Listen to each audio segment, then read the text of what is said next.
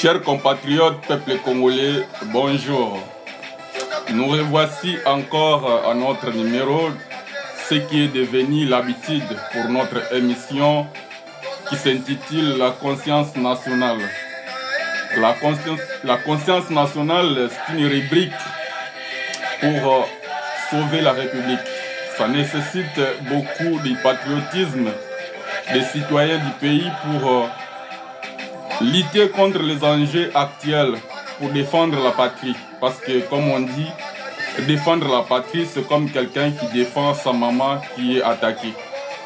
La patrie est en danger, raison pour laquelle tous ces compatriotes, tous les citoyens sont appelés à la défendre avec beaucoup d'énergie, comme cela est disposé dans l'article 64 de notre Constitution.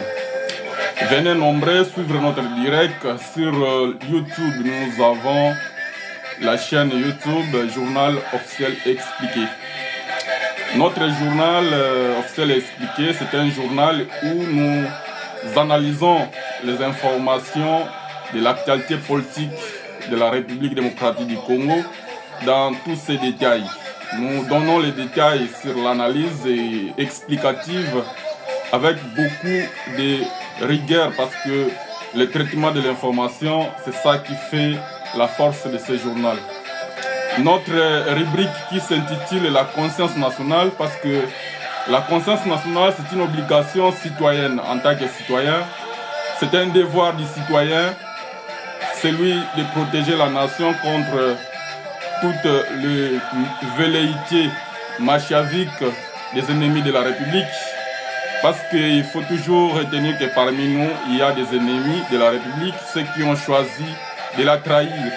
Les complices pour notre pays, ils sont partout. Ils sont à l'intérieur, ils sont à l'extérieur.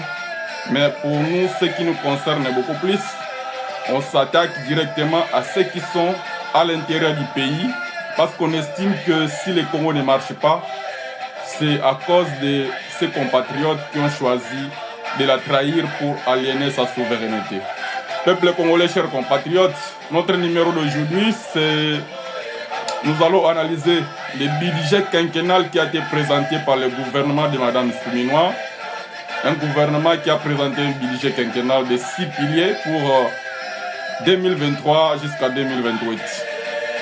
Vous savez tous, on a tous été témoins le 12 juin 2024 lorsque Mme Judith Souminois et son gouvernement a été investi pour se mettre au service avec le budget qu'ils avaient présenté.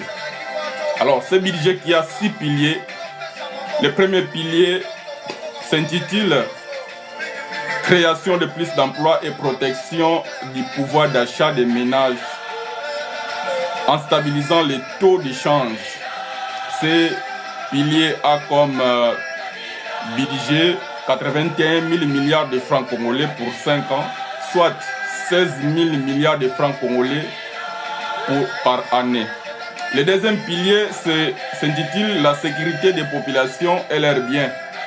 La protection du territoire national, son budget s'évalue à 55 000 milliards de francs congolais, soit 11 000 milliards par année. Le troisième pilier s'intitule Aménagement du territoire, 69 000 milliards, soit près de 14 000 milliards par année. Le quatrième pilier s'intitule L'accès aux services sociaux de base. Ce pilier a 41 000 milliards 600 millions de francs congolais, soit près de 8 000 milliards par année. Cinquième pilier s'intitule Le renforcement des capacités de services publics. Ce pilier a comme budget quinquennal de 14 000 milliards, soit près de 2 800 000 milliards de francs congolais par année. Le sixième pilier enfin s'intitule Gérer durablement l'écosystème de la République démocratique du Congo. Son budget s'élève à 14 000 milliards, soit près de 2 800 milliards de francs congolais par année. Chers compatriotes, peuple congolais, pour ne plus tarder, Nous allons arrêter la musique pour bien faire notre analyse, pour passer à l'essentiel. Aujourd'hui, nous sommes le jeudi, le 2 janvier 2025. Peuple congolais, chers compatriotes, le but de cette émission, c'est faire le bilan des engagements qui ont été pris par le gouvernement dirigé par Madame Judith Souminois, mais aussi évaluer l'action gouvernementale sur le terrain. Pilier par pilier, nous allons faire l'analyse sincère, l'analyse profonde, mais aussi nous allons tenir compte de tout ce qui a été le vécu quotidien des Congolais du 1er janvier 2024 jusqu'au 31 décembre 2024. Peuple congolais, chers compatriotes, sans plus tarder, les premiers piliers de Madame Judith Souminois s'intitule Créas décembre 2024. Peuple congolais, chers compatriotes, sans plus tarder, les premiers piliers de Madame Judith Souminois s'intitule Créas. Dans son programme, il dit ceci: je vais protéger le pouvoir d'achat. Quand on dit protéger le pouvoir d'achat ou augmenter le pouvoir d'achat, ça signifie que les fonctionnaires de l'État, si on leur paye un salaire aujourd'hui, un enseignant, on lui paye 245 000 francs congolais. Et nous savons tous que les enseignants sont en grève. Alors, si maintenant la première ministre, avec son engagement qu'il a pris, celui d'augmenter le pouvoir d'achat des Congolais, mais comment il va faire pour augmenter le pouvoir d'achat? Alors, retenez que le seul moyen pour augmenter le prix d'achat, le pouvoir d'achat des citoyens, il y a deux mécanismes. Premier mécanisme, maintenir les salaires des fonctionnaires et réduire tous les produits de consommation. Réduire les coûts de la vie, parce que les fonctionnaires, lorsqu'il gagne son salaire à la fin du mois, il doit payer les factures, il doit payer des provisions, il doit payer la SNER, il doit payer les régies des eaux, il doit payer les loyers. Alors, pour augmenter son pouvoir d'achat, il suffit de diminuer le prix du loyer, diminuer le coût de l'électricité, diminuer le coût des régies des eaux, diminuer le coût des transports, diminuer le coût de tous les produits de consommation qui sont au marché. Ça déjà, vous et nous, on comprend que ça n'a pas été fait. Première remarque. Deuxième remarque, si vous voulez augmenter le pouvoir d'achat des citoyens, la deuxième possibilité, il faut augmenter les salaires des fonctionnaires et des agents publics de l'État. Pourquoi? Parce que quand vous augmentez leur salaire, ça leur permet de faire face à des multiples difficultés qu'ils ont pour s'acheter à manger, tous les produits qui augmentent du jour le jour sur les marchés. Il va faire face aux problèmes de transport. Le problème de transport dans la ville de Kinshasa, par exemple, qui est vraiment une ville très très compliquée pour tout ce qui est transport. Nous savons tous que c'est vraiment difficile pour les citoyens de faire 30 jours sur, par exemple 26 jours par semaine ou 22 jours par semaine, d'aller à Gombe au travail et rentrer à Massina chaque jour. Je ne dis pas que c'est impossible, mais c'est pratiquement compliqué et que le fonctionnaire, là, il est censé sacrifier tout son petit salaire qu'on lui donne de 245 000 francs congolais. Ce qui montre que déjà ce salaire-là ne couvre pas ses frais de transport, ne couvre pas ses frais de location, parce qu'il peut louer la maison, ne couvre pas toutes ses dépenses du mois en fait. Voilà, c'est ce qui nous amène à dire ici, comme deuxième remarque, que ni le salaire du fonctionnaire ou l'agent public n'a augmenté, ni le SMIC pour le secteur privé n'a augmenté, non plus aussi les prix sur le marché n'ont pas baissé. Les loyers sont toujours les mêmes et tout ce que nous savons, la vie comme... Et d'ailleurs, ici, je peux vous faire remarquer que la ville de Kinshasa, par exemple, les choses se sont empirées du jour le jour. Pourquoi? Parce qu'aujourd'hui, à Kinshasa, depuis que Félix Tshisekedi est arrivé au pouvoir, et je trouve ça vraiment extraordinaire. Depuis d'ailleurs cette chanson-là, Kabassé est sortie de Fally Ipupa, la ville de Kinshasa est devenue réellement Kabassé, où la ville est en train de noyer sous les eaux chaque pluie. Et il y a des réunions de gouvernement provincial, gouvernement national, il n'y a aucune solution.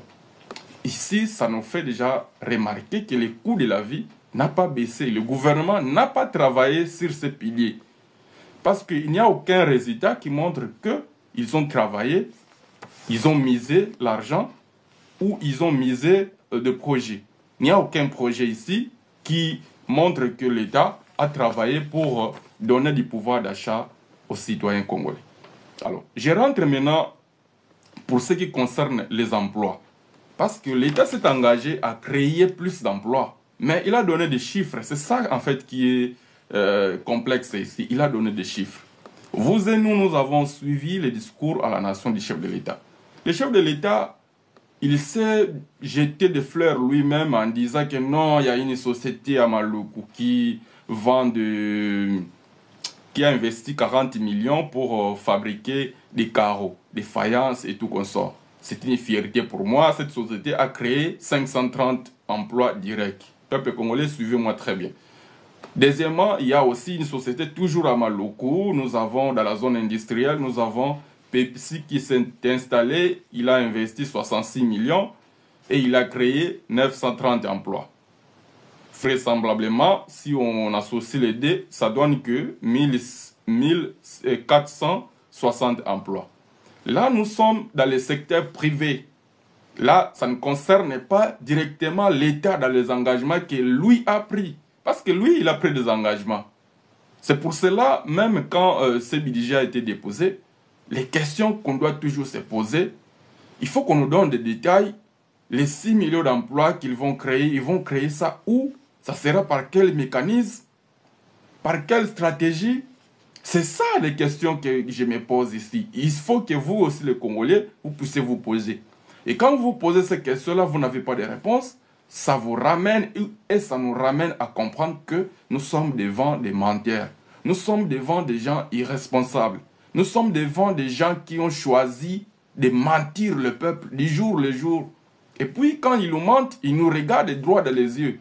Et ce qui est vraiment honteux, le président, il est venu faire un discours sur l'état de la nation au Parlement. Il amène des talibans pour applaudir. Et les talibans, ils ont applaudi sur n'importe quoi. Vous imaginez? Là où le président n'a rien dit de bon du tout, on applaudit. Pourquoi? Parce que c'est leur travail. On les a engagés pour ça. Et ce sont des gens qui sont vraiment aveugles. Et comme ils sont là, ils sont aveugles à tout. Tous les mensonges que Tshilombo est en train de faire, en tout cas, et ils ont l'obligation d'accepter ça. Ils n'ont pas le devoir de refuser les mensonges de Tshilombo.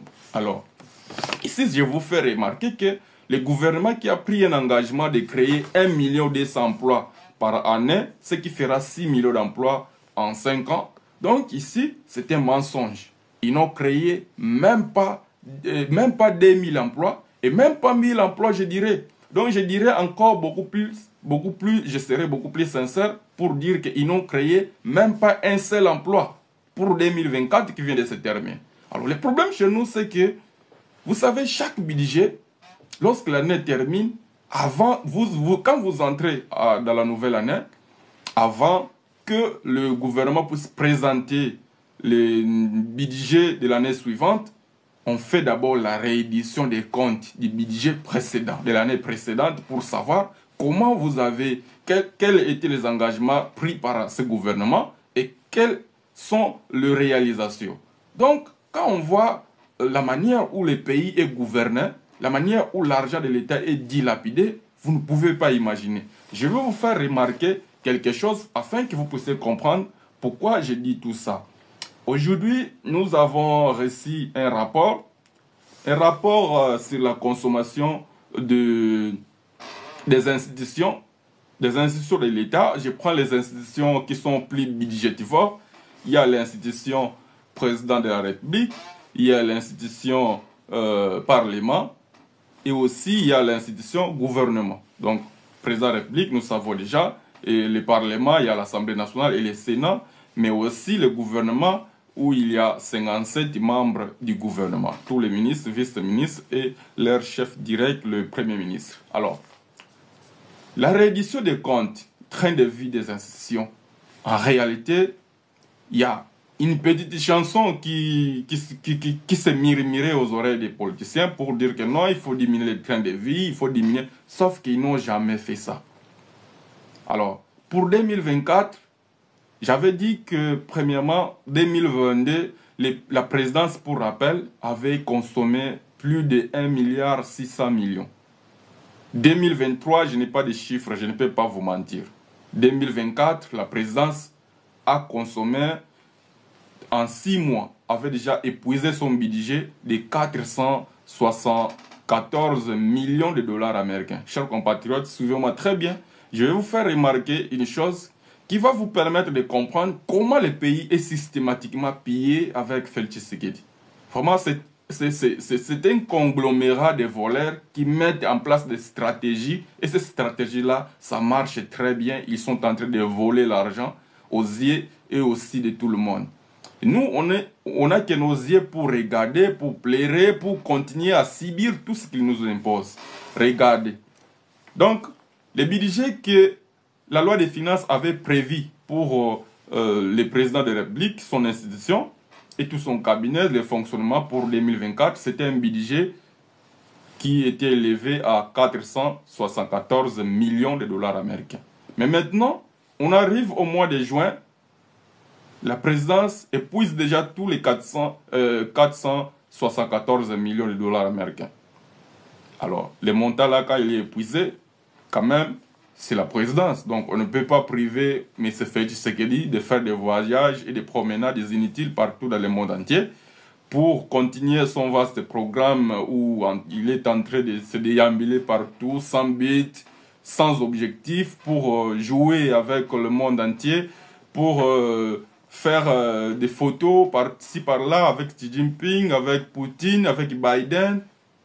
Alors on s'est dit, on doit quand même lui accorder tout ce qu'il veut. Parce qu'il a déjà décidé et il nous a dit qui peut lui interdire de faire ce qu'il veut. Alors ici, nous sommes en train de regarder ce que la loi permet et ce que la loi ne permet pas. Puisque la loi déjà n'autorise pas et ne permet pas la délinquance financière. Je vais vous lire le montant que le budget, le dépassement budgétaire que le président de la République a consommé. Alors que le budget de l'Assemblée nationale et le Sénat ont été sensiblement réduits. Alors, la présidence n'a jamais réduit son budget. Il a consommé d'abord 474 millions et de juin jusqu'à décembre, il a consommé encore 297 millions de dollars américains. Ce qui laisse entendre que la présidence seule a consommé plus de 771 millions de dollars américains. Je ne sais pas si vous comprenez un peu. Il ne s'agit pas de francs congolais ici, mais il s'agit de dollars américains. 771 millions de dollars américains. Ils ont consommé ça pour ne rien produire comme travail. Posez-vous les questions, dites-nous un peu, avec tout cet argent qu'ils ont consommé, quel travail qu'ils ont produit. Ici, vous allez comprendre que c'est le Congolais lui-même qui est en train de ruiner son pays systématiquement. Ici, vous ne pouvez pas me démontrer que c'est Paul Kagame qui est venu prendre cet argent-là, il a amené ça au Rwanda pour qu'on ne puisse pas construire des routes, pour qu'on ne puisse pas construire des écoles. Je vous ai toujours dit, la conscience nationale, c'est ça qui va permettre à élever notre nation. Parce que la justice qui devait faire ce travail-là a échoué.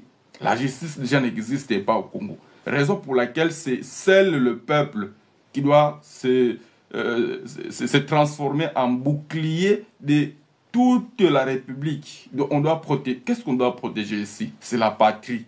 Parce que la patrie, c'est notre mère. C'est notre matrice. C'est à travers elle que nous sommes Congolais. Cette identité que nous avons pris, cet héritage que nos ancêtres nous ont légué. C'est ça aussi que nous avons hérité. C'est ça que nous sommes appelés à bien protéger et comment on va les léguer aussi à nos enfants et à nos petits-fils. Alors ici, la présidence a fait un dépassement budgétaire de 297 millions, comme on dit 297 millions de dollars américains. Mais aussi, l'Assemblée nationale a fait un dépassement budgétaire de 241 millions. Peuple congolais, suivez-moi très bien, vous allez comprendre que votre pays, vraiment, c'est honteux. On ne peut pas gérer un pays comme ça. Donc, on comprend. Moi, je vous ai toujours dit, les voleurs, les ennemis du Congo, ils ne sont pas au Rwanda, ils ne sont pas ailleurs, ils ne sont pas à Beni, ils ne sont pas à Butembo, ils ne sont pas à Lubero. Ils sont au palais de la nation. C'est Félix Tshisekedi. Ils sont au palais du peuple.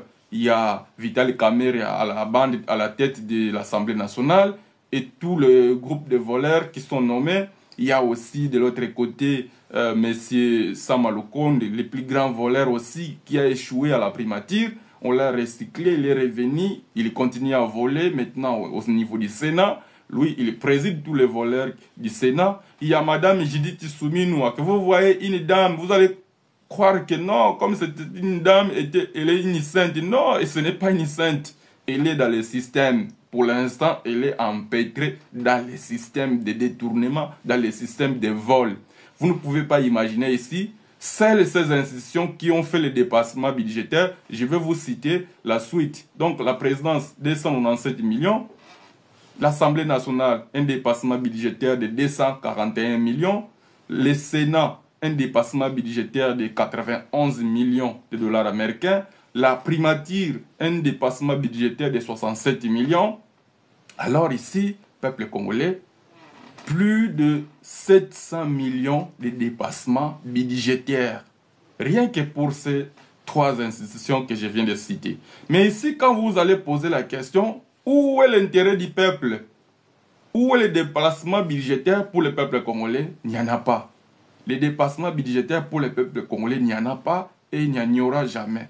Pourquoi il n'y en a pas? C'est parce que ces personnes-là que vous voyez qui animent toutes les institutions qui ont fait les dépassements budgétaires, c'est eux qui volent l'argent du pays. C'est eux qui ont choisi de nous mettre sous, de nous faire croupir sous la pauvreté. Parce que quand vous êtes dans la pauvreté, vous avez l'impression de ne pas y sortir seul. Raison pour laquelle moi je suis là pour vous assister, pour vous donner des éléments. Il y a des gens qui n'ont pas de bonnes informations. C'est ça qui dérange encore le pays. Il faut que vous puissiez vous informer sur votre pays. Il faut que vous cherchiez des moyens de défendre votre pays. Parce que le pays vous appelle à le défendre. Le pays, c'est moral. Alors, c'est à nous de savoir le bien fondé de ce que nous appelons aujourd'hui République démocratique du Congo. Si nous ne voulons pas la défendre, donc nous sommes en train de nous trahir nous-mêmes. Nous devons agir, peuple congolais.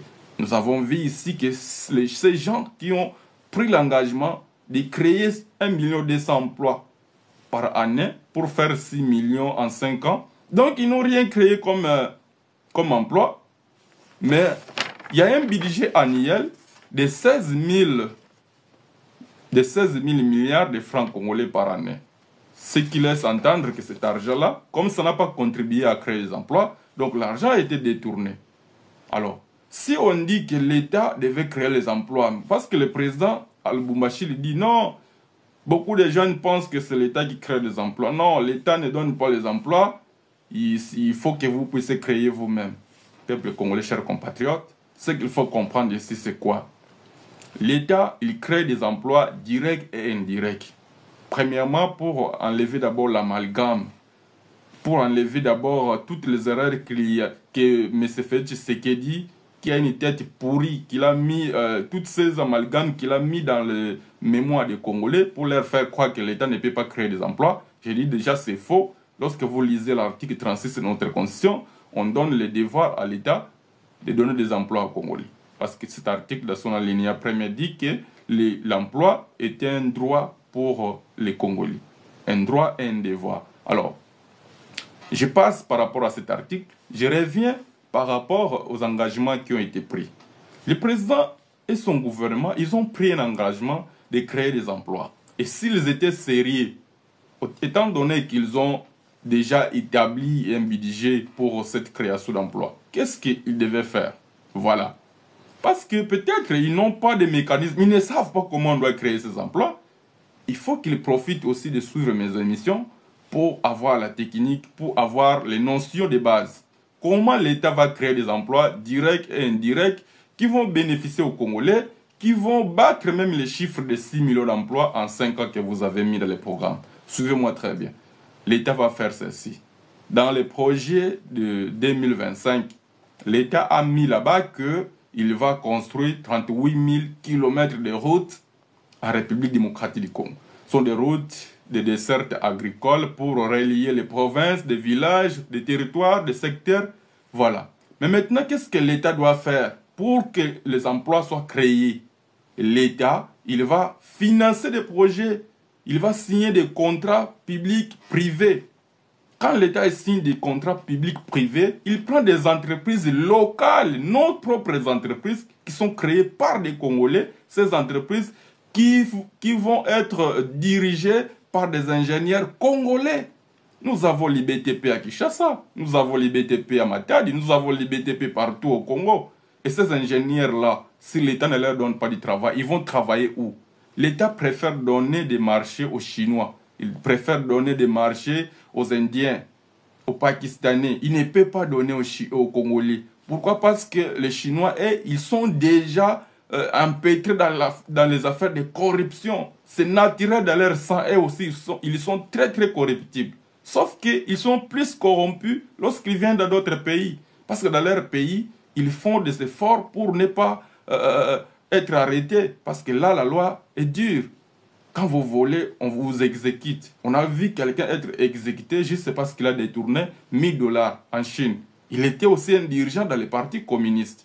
Donc ici, ça laisse entendre que l'État, il est en train de faire souffrir sa population de manière volontaire.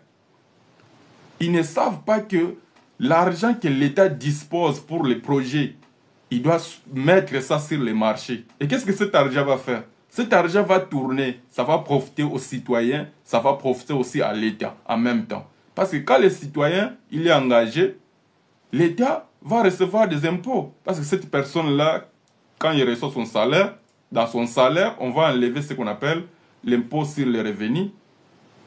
Dans son salaire, il va payer les loyers. Dans son salaire, il va payer tout ce qui est les produits de consommation. Cela va permettre à l'économie nationale de survivre. C'est comme ça on peut bâtir une économie. Comment vous voulez que notre pays soit économiquement souverain, mais vous ne voulez pas former ou bien vous ne voulez pas faire profiter des entrepreneurs locaux les marchés publics-privés? Si on donne tout aux étrangers, regarde la conséquence. La conséquence, c'est que quand un étranger gagne les marchés au Congo, il gagne son argent, il rapatrie l'argent dans son pays. Il prend les Congolais, il les sous-traite, il leur paie des faux salaires et puis après, lui, il prend leur grande enveloppe, il part avec. Nous avons tous suivi les procès de Jamal, les procès de 100 jours. Les enfants de Jamal ont fui avec 20 millions de dollars américains. Donc ici, vous comprenez un peu comment le pays est systématiquement pillé. Comment on peut justifier que quelqu'un qui traitait avec le directeur du cabinet, du chef de l'État, mais il se permet déjà, on n'a rien fait et puis l'argent on a envoyé dans les noms des enfants de Jamal. Ici, ça laisse entendre que la République n'est pas sérieuse. Donc lorsque vous voyez des choses comme ça, mais ce qui est regrettable, c'est quoi? La justice arrête Vital Kamerhe parce que l'argent a disparu. Mais après, Vital Kamerhe, il est libéré. Mais avant qu'il soit libéré, il y a quelqu'un qui se prononce, Félix Tshisekedi, dit non, Vital Kamerhe, il est sérieux. Et je crois encore qu'il va jouer un rôle très important à l'avenir. Il va occuper des postes encore importants. Donc, on voit ça. Donc, voler l'argent au Congo, ça vaut une promotion. Quand vous ne volez pas, vous n'aurez pas de promotion. Avec Tshisekedi, tout ce qu'il installe au pouvoir, c'est que voler, c'est ça la norme. Alors, ici, moi, je vous laisse juger pour comprendre que le gouvernement qui a pris un engagement de créer 6 millions d'emplois n'a rien fait et ne fera absolument rien. Donc vous-même, vous avez déjà compris. Parce que lui-même nous a dit que sa première année était une année ratée. Donc le premier pilier, échec. Tout l'argent qu'on a mis là-bas, maintenant posez-moi la question, ou bien posons-nous la question, où sont partis tout l'argent qu'on a prévu pour la création des emplois, pour le pouvoir d'achat? Parce que j'ai bien dit ici, pour que vous puissiez réaliser, donner le pouvoir d'achat au peuple, vous avez seulement des leviers. Soit Vous diminuez tous les produits de consommation, vous diminuez les coûts du loyer, vous diminuez les coûts du transport, vous diminuez les coûts de SNEL, consommation SNEL, régie des eaux, tout. Quand vous diminuez ça, même si vous maintenez votre salarié à son salaire qui est, même si c'est trop bas, mais quand vous diminuez trop le prix des produits de consommation, ça va lui permettre d'avoir les pouvoirs d'achat. C'est ça qu'on appelle le pouvoir d'achat. C'est-à-dire qu'il a plus de pouvoir maintenant. Parce que quand il n'a pas l'argent, il n'aura pas plus de pouvoir sur les achats. Les terres, mais ça se concorde facilement et c'est très très compréhensif. Mais maintenant, lorsque vous n'avez pas utilisé ce levier de faire baisser les produits, vous avez encore un autre levier, celui d'augmenter le salaire des agents, augmenter le salaire des fonctionnaires. C'est le seul moyen, c'est le seul mécanisme de donner des pouvoirs d'achat au peuple. Il faut augmenter le salaire de tous les travailleurs. Ceux qui sont dans le secteur privé, ceux qui sont dans le secteur public. Ceux qui sont dans le secteur privé, au Congo comme ça se fait, normalement, on doit prendre un arrêté par le ministre du Travail et Prévoyance sociale pour augmenter le SMIC. Le SMIC aujourd'hui, il est presque inexistant. Donc les Congolais, le Congo c'est le seul pays où le SMIC est moins de 5 $. Vous pouvez aller vérifier. Je dis très bien, est moins de 5 $. Donc ce que votre l'État, ce qu'il a prévu qu'on puisse vous payer, c'est moins de 5 $ par jour.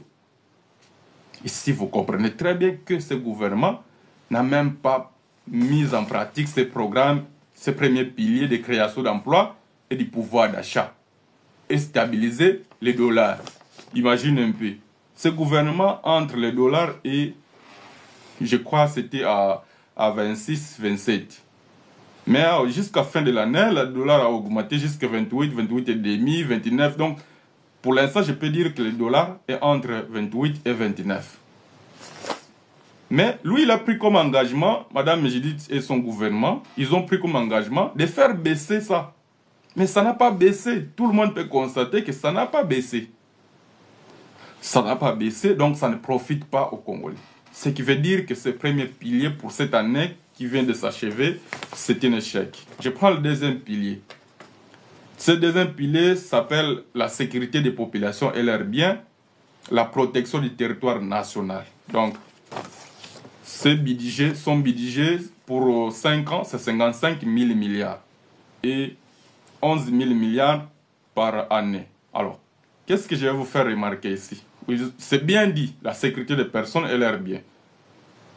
Quel est ce service qui est censé sécuriser la population et leurs biens? Donc toi et moi, nous devons savoir que la réponse est facile, c'est la police. La protection du territoire national. Quel est ce service qui est habilité à défendre le territoire national? C'est les militaires. C'est ça que nous devons savoir dans ces piliers. Mais maintenant, ce que j'ai vu d'abord, la légèreté ici. J'ai une émission, j'avais déjà travaillé sur ce thème-là. Lorsqu'on a investi le gouvernement, j'avais fait mon analyse par rapport aux engagements qu'ils ont pris, par rapport à la manière dont ils ont réparti les moyens, pilier par pilier. Et je me suis dit que nous sommes un pays en guerre.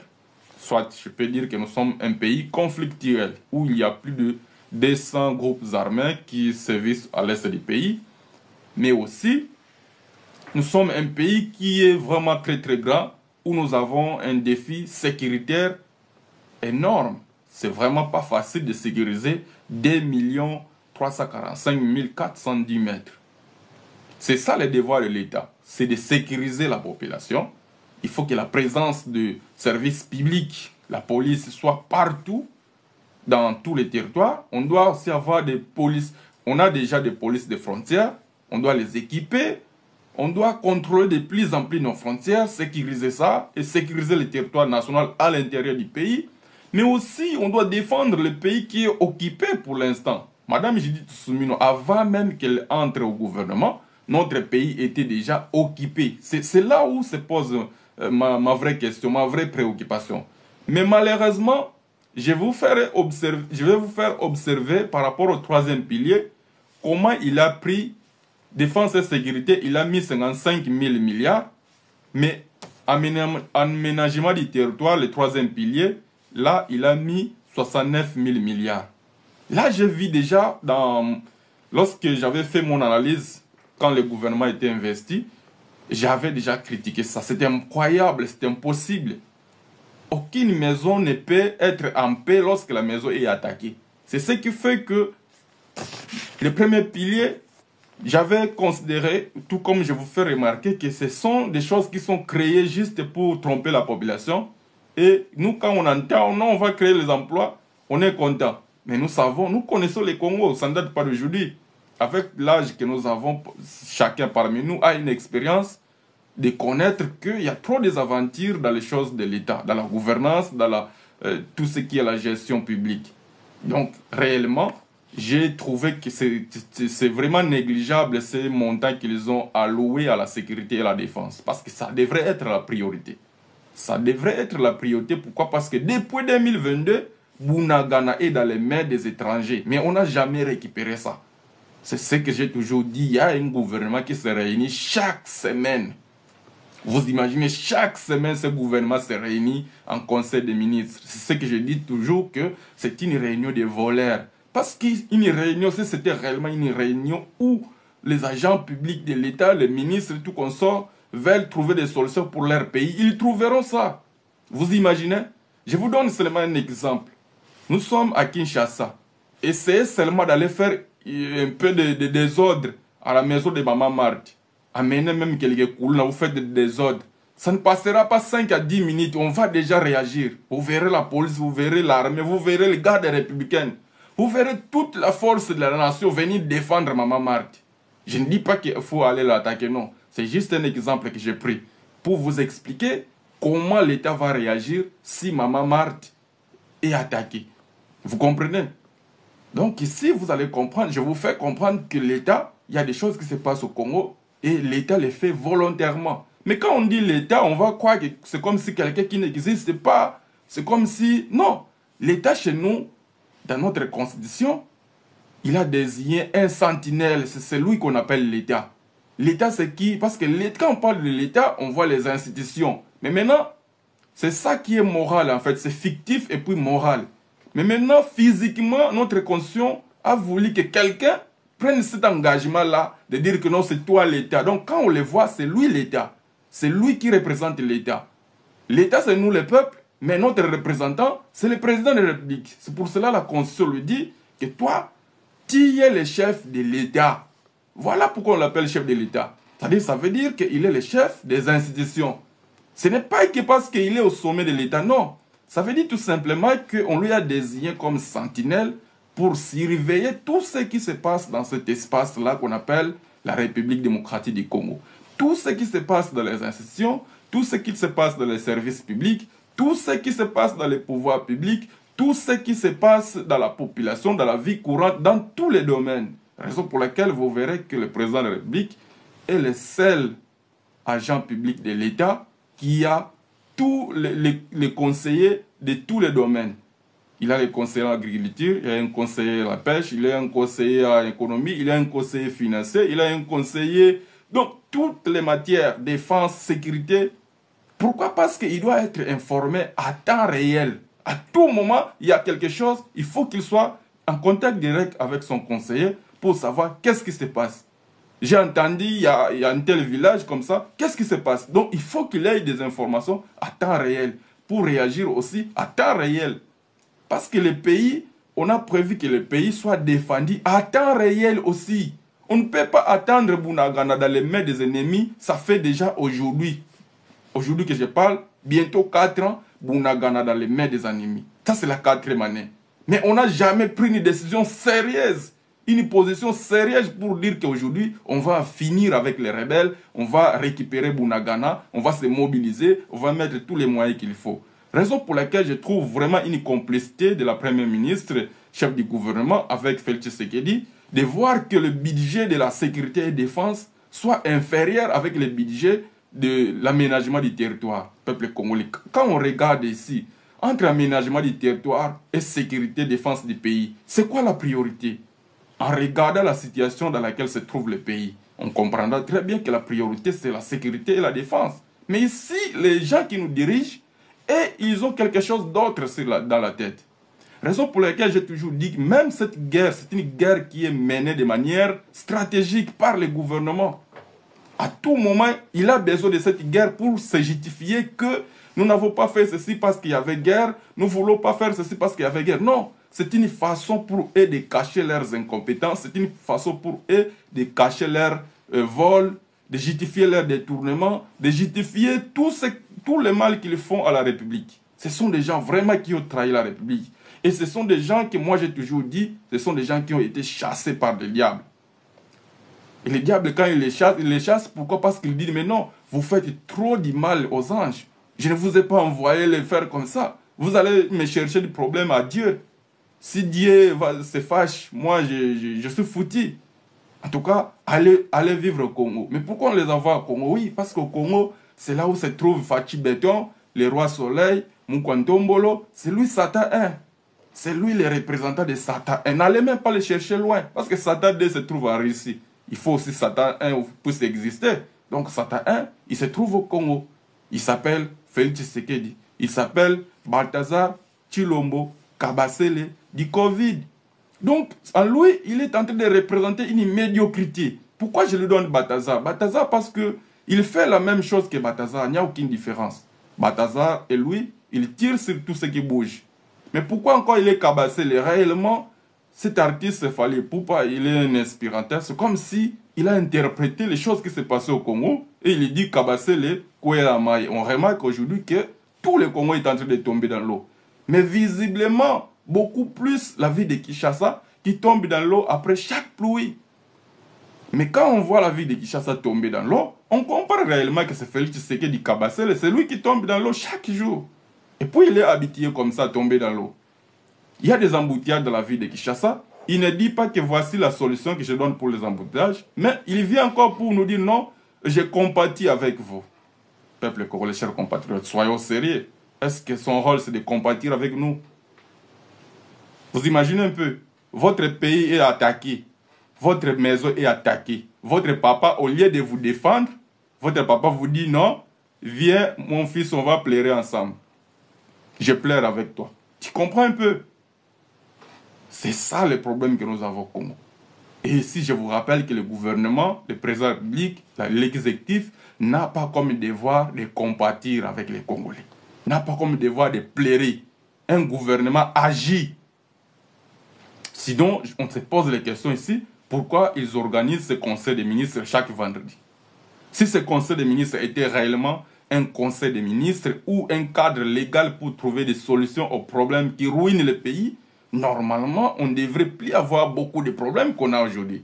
On a le problème de Mobondo, Bandundu, maintenant le Mobondo sort jusqu'au Congo central. Partout, il y a l'insécurité. Mais le gouvernement ne fait pas sérieux avec le budget qu'il est en train d'allouer dans le secteur de la sécurité et la défense. On ne joue pas avec la sécurité et la défense. Vous savez, les États-Unis ont été attaqués le 11 novembre 2001. Ces événements-là, depuis ces événements-là, les États-Unis ont pris le terrorisme comme un danger permanent, international. Donc, il a pris des dispositions de ne plus revivre ces événements-là. Mais le Congo, quand vous regardez le Congo, vous allez comprendre que nous sommes un pays qui est dirigé par des gens qui n'ont jamais retenu les leçons du passé. Nous avons l'expérience d'être envahis à tout moment. On n'a jamais pris de disposition. Vous imaginez? On dit diriger, c'est prévoir. Mais nous sommes les seuls pays, on acquise le Rwanda chaque jour, mais la frontière est toujours ouverte. Il y a des citoyens, il y a des marchandises, donc tout se passe anormal. Mais vous vous acquisez chaque jour. Ça, ce sont des mensonges. Il faut que vous soyez sincères à la population. Pourquoi ne fermez pas la frontière? Allez poser cette question à Félix Tshisekedi. Mais sauf que vous n'aurez pas une réponse précise, il ne serait jamais sincère avec vous. Et je vais vous donner la vraie réponse pourquoi la frontière n'est pas fermée et ne sera jamais fermée entre le Rwanda et la RDC. Chers compatriotes, ce qu'il faut savoir, c'est que tous les ministres que vous voyez au gouvernement, y compris lui-même Félix Tshisekedi, sa famille, Maman Marthe et Christian Tshisekedi, ils ont tous des carrières miniers, que ce soit au Katanga, que ce soit à l'est du pays, dans les Kivu, Nord Kivu et Sud Kivu, jusqu'à Ituri.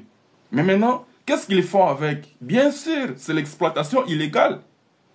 Quand ils exploitent ça, ça ne peut pas sortir de manière légale dans notre pays parce que c'est exploité en contrebande. Raison pour laquelle ils vont exporter ça par les canaux du Rwanda. Ils vont seulement accuser les Rwandais chaque jour, mais ils ne vous diront jamais ce qu'ils font. Vous avez suivi vous-même les images qui ont circulé où le Chinois qui exploitait, paraît-il, des carrés miniers au Sud Kivu, ces Chinois ont été chassés, ils ont été refoulés, vous imaginez. Mais quand ils sont partis, on a le gouverneur du Sud Kivu qui se plaint, non, vous les avez chassés, mais ils sont partis avec 12 millions d'impôts. Peuple congolais, chers compatriotes, nous sommes dans quel pays? Est-ce que vous avez déjà vu un pays où un citoyen quitte son pays? Il quitte la Chine, il prend l'avion, il vient au Congo, il descend à Kinshasa. Il prend encore un autre avion, il descend à Bukavu. Et il arrive à Bukavu, il quitte là-bas, il va dans la forêt de Bukavu là-bas, il prend un carré minier, il commence à exploiter, l'État ne connaît pas. Est-ce que vous comprenez un peu? Est-ce que vous pouvez gober des mensonges pareils? Est-ce que vous pouvez les gober?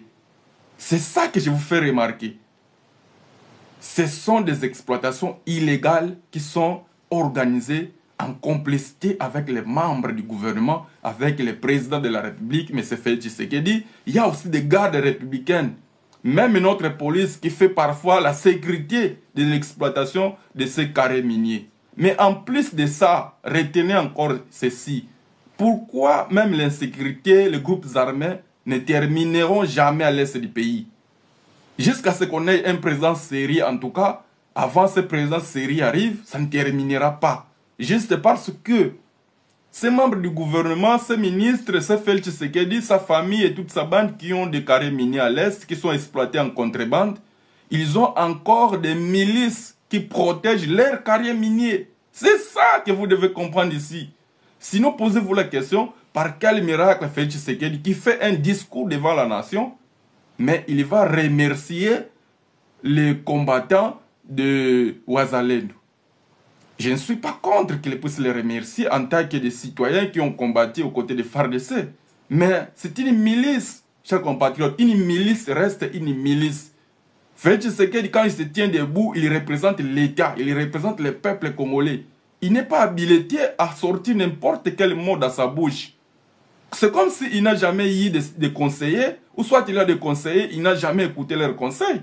Ou soit ces conseillers, ils sont aussi vides, ils ne connaissent rien pour conseiller le président. Le président, c'est une institution. Il doit dire des choses qui sont vraiment normales. Il doit éviter de faire des erreurs. Il doit éviter de commettre des fautes. Ça, ce sont des fautes. Et puis, quand vous écoutez ce discours, il commence à féliciter d'abord les Ouazalendo, après les FARDC. C'est là où vous allez comprendre que notre pays est dans les pétrins. Comment il est dans les pétrins? C'est parce que nous avons à la tête de ce pays un monsieur qui a choisi de les trahir. Il n'a pas trahi le Congo seulement quand il est devenu président. Il a trahi le Congo depuis longtemps. Raison pour laquelle on lui fait parfois des chantages par Willy Ngoma, le M23.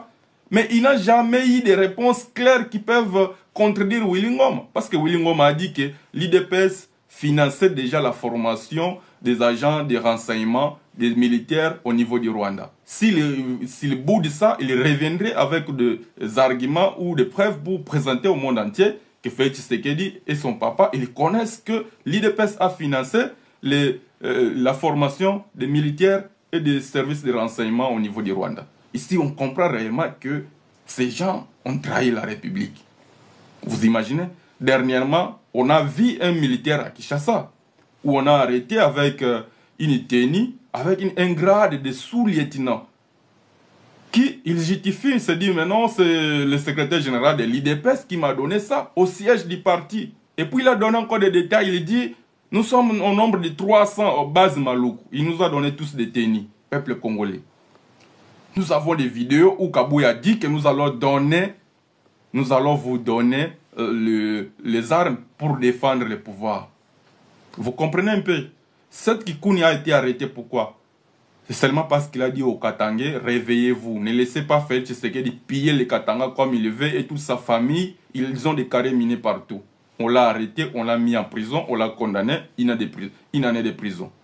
Kabound a fait quoi pour entrer en prison? C'est parce qu'il a dit au monde que les hélicoptères viennent à la présidence pour prendre de l'argent et s'envoler. Et chaque samedi, le président de la République, il boit de l'alcool, il fait la fête avec ses collègues de Bruxelles et ses coquibines. Est-ce que ça vaut vraiment un péché que quelqu'un doit faire la prison à vie? Et puis Kabound, depuis il est en prison, on ne sait pas, il doit faire la prison de combien d'années? Apparemment, tant que Félix Tshisekedi sera là, Kabound sera toujours en prison. Pourquoi? Parce qu'il est du Kananga, parce qu'il n'est pas de Kabeya Kamwanga, parce qu'il n'est pas de Mupompa, parce qu'il n'est pas d'accord avec la façon dont il est en train de piller le pays. Kabound, c'est son ami proche. Kabound, c'est celui qui s'est battu pour lui dire non, mais c'est le président, si tu ne retires pas ta signature, tu ne reviens pas à Kinshasa. Est-ce que vous vous rappelez de ça?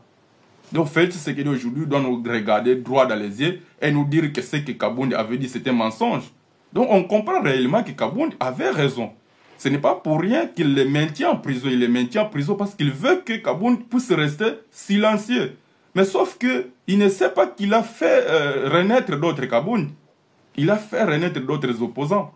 Il y a des gens, lorsqu'ils te regardent, ils viennent critiquer la vidéo, ils se disent non, opposant Nzala, Yoko de Talafas, Rwandais. Mais les gens ne savent pas que nous sommes 110 millions de Congolais. C'est compliqué de vous expliquer que celui-là c'est un Congolais, celui-là c'est un Congolais. Nous sommes 110 millions de Congolais. Il n'y a pas un Congolais qui est super, qui est beaucoup plus considéré que les autres Congolais. Quand vous lisez l'article 12 de notre Constitution, nous sommes tous égaux devant la loi. Nous avons les mêmes avantages, les mêmes désavantages. Mais par quel miracle qu'on doit maintenir quelqu'un en prison juste parce qu'il a dénoncé la mauvaise gouvernance? Ça, c'est constitutionnel, c'est notre devoir.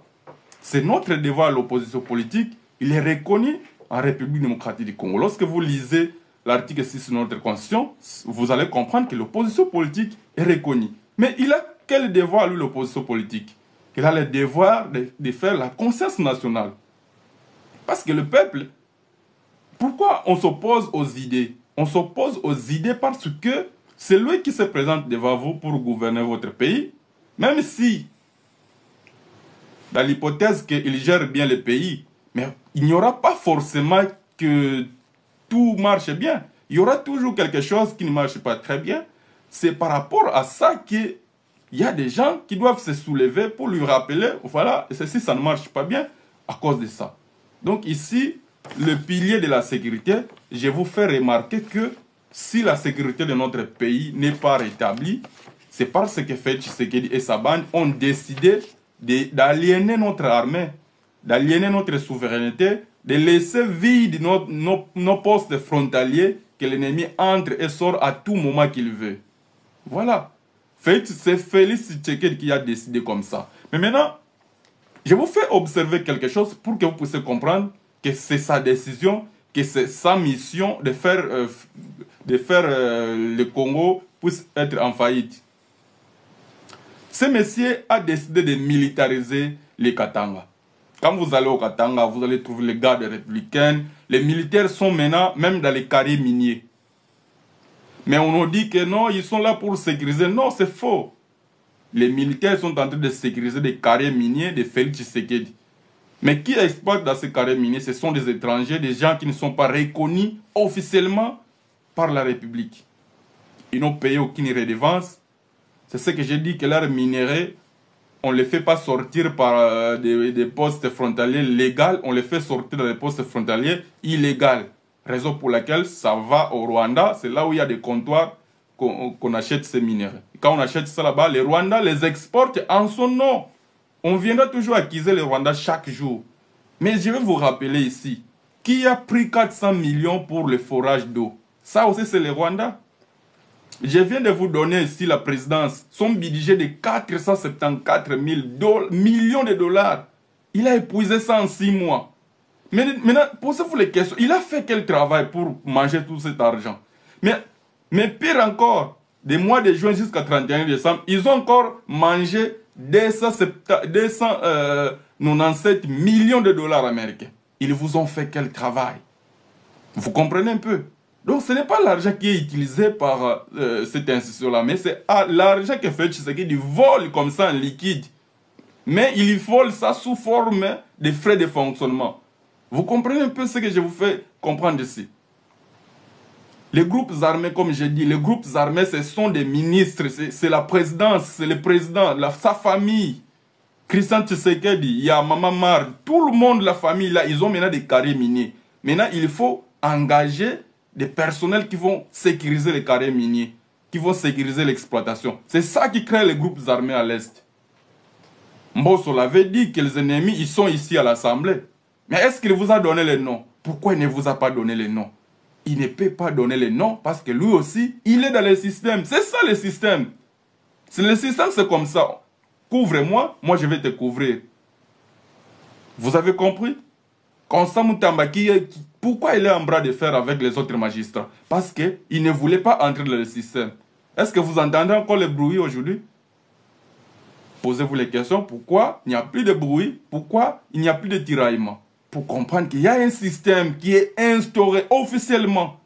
Constant Moutamba veut rétablir de l'ordre, mais la Premier ministre vient et il vient le recadrer. Le président aussi, non, il faut éviter ça. Vous comprenez un peu? Mais qu'est-ce que Constant Moutamba a fait? Constant Moutamba n'a fait que rendre compte au peuple. Parce que le travail qu'on fait lorsqu'on est agent public, c'est un travail du peuple. Il faut rendre des comptes au peuple. Qu'est-ce que tu as fait et comment tu as fait? Nous, on va évaluer les résultats. Est-ce que nos besoins, ça rencontre ce que tu fais? Si ton travail ne rencontre pas nos attentes, donc nous avons quand même l'occasion de t'informer quand tu nous rends les comptes. Et quand tu ne nous rends pas les comptes, là, on ne sait pas qu'est-ce que tu fais et comment tu le fais. C'est ça qui se passe aujourd'hui.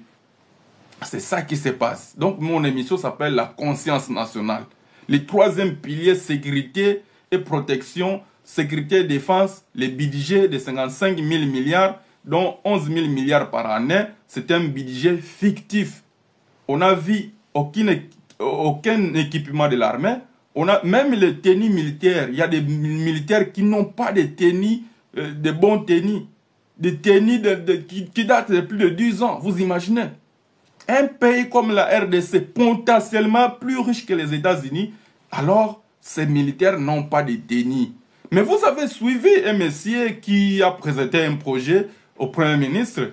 D'ailleurs, ce projet, il a présenté ça d'abord au président, que lui a la possibilité, dans sa société, il a une société, il a la possibilité de fabriquer des tenues de FARDC et nos policiers à Kinshasa. Et puis, dans son projet, il a bien dit qu'il peut donner 3500 emplois aux Congolais. Chers compatriotes, je vais relancer parce que là, ils ont signalé les lives. Tu vois, c'est devenu une habitude, lorsque je fais les lives, il faut que les talibans viennent pour signaler. Vous serez toujours dans les camps du mal, moi je resterai toujours dans les camps où il y a la lumière. Parce que entre le diable et Dieu, c'est des chemins qui ne peuvent pas se rencontrer, quels que soient les milliers de kilomètres. Raison pour laquelle quand vous venez, comme vous n'avez pas des arguments pour justifier votre incompétence, pour justifier votre traîtrise, parce que là vous avez dépassé, vous avez trahi le pays sans pourtant le savoir. La patrie, on ne la trahit pas. C'est ça qui est notre émanation. C'est ça qui est notre richesse. La plus grande richesse que Dieu nous a donnée. Il nous a donné la patrie. Et il a fait de nous d'être Congolais. Nous n'avons pas choisi ça. Et c'est pour cela que nous devons défendre le Congo. C'est pour cela que nous devons préserver ses intérêts. Mais c'est ce qu'il dit. Préserver que ses propres intérêts. C'est ça que vous devez comprendre ici. Il ne préserve que ses propres intérêts. Quand il a commencé, il s'est opposé au système. Il s'est opposé au système au début. Vous avez tous écouté quand il disait « Je vais déboulonner le système, je vais finir avec la guerre à l'Est ». Mais ça, c'était que des mots. On l'a attendu aux actes, on a vu qu'il est incapable. C'est ça, c'est là où se pose le vrai problème. Donc, peuple congolais, chers compatriotes, dans 3 minutes, le live va couper et je vais relancer directement pour qu'on entre dans les 4e, 5e et 6e piliers. Donc, les 3 premiers piliers, on a vu que le premier pilier où le gouvernement s'est engagé à créer plus d'emplois, à augmenter le pouvoir d'achat des Congolais, on a vu que c'était un échec. Donc, on n'a même pas vu quelque chose en 2024, ce qu'on peut dire non. L'État nous a donné le pouvoir d'achat. Parce que pouvoir d'achat, ça veut dire soit baisser le prix des produits, de tous les produits, de toutes les dépenses qu'un citoyen fait. Même les loyers, il faut les baisser. C'est ça qui va permettre que les citoyens aient beaucoup plus de pouvoir d'achat. Parce que même si on le paye on ne lui paye pas beaucoup d'argent. Mais comme déjà toutes les dépenses qu'il va effectuer ne vont pas lui coûter tellement cher, alors là, son pouvoir va augmenter. Deuxième mécanisme, c'est qu'il fallait maintenant que l'État puisse être capable à augmenter le salaire de tous les citoyens. Comment il va l'augmenter? Il doit d'abord augmenter le SMIC. Le SMIC des Congolais, c'est moins de 5 dollars américains. Donc, ce qui signifie que le pouvoir d'achat ne peut pas augmenter, ne peut pas être réalisé avec ce gouvernement qui n'a donné aucune suite à ces piliers-là. Mais aussi, par rapport toujours à ce premier pilier, il y a les taux d'échange. Le gouvernement s'est engagé à faire baisser les taux d'échange. Donc, quand le gouvernement était investi au mois de juin, vous pouvez le vérifier sur Internet, vous verrez que les dollars américains pour les francs congolais, c'était entre 260 000 et 275 000. Ça variait un peu entre ces prix-là. Alors, mais après, le gouvernement a été investi, le dollar est passé entre 28 500, 28 et 29. Vous voyez un peu, entre 29 et 28. Donc, ici, on a remarqué que ça n'a pas baissé. Encore, on peut dire que c'est augmenté d'ailleurs. Alors, deuxième pilier, on nous a parlé on va améliorer la sécurité des personnes et leurs biens. On a vu que la sécurité n'a jamais été améliorée. Il y a l'insécurité, même à Kinshasa, là où habite le président de la République, là où habite le premier ministre. On est en train d'enlever des gens. Mais le ministre Mouyaya vient nous dire non, ça c'est dimension sur des fake news. Est-ce que vous comprenez un peu la grandeur des mots que Patrick Mouyaya a fait ressortir? Non, c'est incroyable. Ça c'est vraiment c'est un manque de respect pour les Congolais. On enlève votre frère et vous allez faire des fake news par rapport à ça. Qui est prêt à faire des fake news par rapport à ça? Dites-nous un peu, qui peut faire des fake news? Non, on a enlevé ma mère. Personne. Personne. Qui a intérêt à s'exposer sur les réseaux sociaux pour donner de telles informations? Personne. Nous avons vu les procès où il y avait à Kinshasa les gens qui coupent les reins. Est-ce que vous avez donné suite aux Kinois? Non. Ces gens-là, ils étaient apparemment condamnés. Ils sont sortis. Kaba est libre. Tout le monde est libre. Vous comprenez un peu l'état dans lequel nous vivons? Donc le gouvernement n'a aménagé aucun effort pour ces piliers-là. Le live va se couper dans quelques secondes, là, moins de 10 secondes. Et je vais relancer pour qu'on attaque le troisième pilier jusqu'au sixième dans notre deuxième numéro. Merci beaucoup, chers compatriotes. On se revoit juste après. Merci.